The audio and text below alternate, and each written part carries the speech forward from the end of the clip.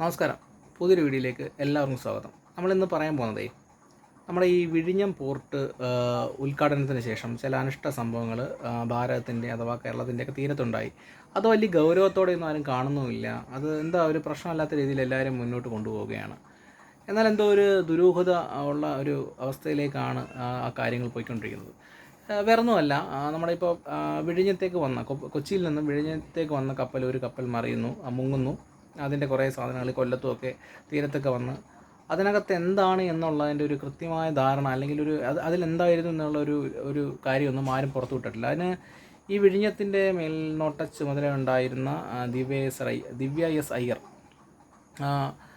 ഒരു പക്ഷേ അവരുടെ ഭാഗത്തു നിന്ന് പോലും ഒരു കൃത്യമായ മറുപടി ആർക്കും കിട്ടിയിട്ടില്ല.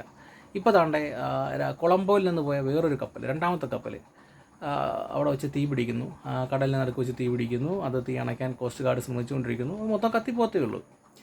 എന്തോ ഒരു ദുരൂഹത ഉള്ളതായിട്ട് എനിക്ക് തോന്നുന്നു. എനിക്ക് മാത്രമല്ല, പലർക്കുമൊക്കെ തോന്നി തുടങ്ങിയിട്ടുണ്ട്. അപ്പോൾ ഈ സോഷ്യൽ മീഡിയ പ്ലാറ്റ്ഫോമിലൂടെയൊക്കെ പലരും അത് പറയുന്നുമുണ്ട്.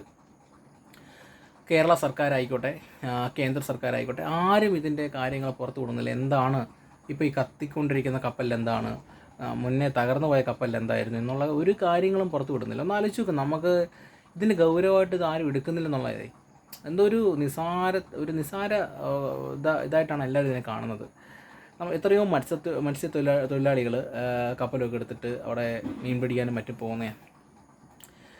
അവരുടെയൊക്കെ ജീവൻ വെച്ചിട്ടുള്ളൊരു കളിയാണ്. മത്സ്യത്തൊഴിലാളികൾ മാത്രമല്ല, അവിടെ യാത്ര ചെയ്യുന്ന കപ്പലിൽ കൂടെ യാത്ര ചെയ്യുന്ന മറ്റുള്ളവരെ ഇനി ഇത് പടർന്നിട്ട് ഇപ്പോൾ ഈ വിഷം ഇതെല്ലാം കൂടെ പടർന്ന ഈ മീൻ നമ്മൾ കഴിക്കുന്ന മീനാണ്. കേരളത്തിലൊരു വലിയ ശതമാനം മീൻ ഈ പറയുന്ന ഇപ്പോൾ ഈ അപകടം നടന്ന 2 മേഖലയിൽ നിന്നും ആണ് നമ്മൾ മീൻ കളക്ട് ചെയ്യുന്നത്. അന്നേരം എന്തോ ഇതിനകത്തൊക്കെ ഒരു ദുരൂഹത ഉള്ളതായിട്ടാണ് കാണുന്നത്. ഇനിയിപ്പോൾ ഇതിനകത്ത് എന്താണ് കൊണ്ടുവന്നത്, ഇതിൽ നിന്ന് ഇനി എന്തെങ്കിലുമൊക്കെ മാറ്റിയിട്ടുണ്ടോ, എന്താണോ എന്തോ, ആകെ മൊത്തം ഒരു ദുരൂഹത നിറഞ്ഞ കാര്യമാണ് ഇപ്പോൾ നടന്നുകൊണ്ടിരിക്കുന്നത്.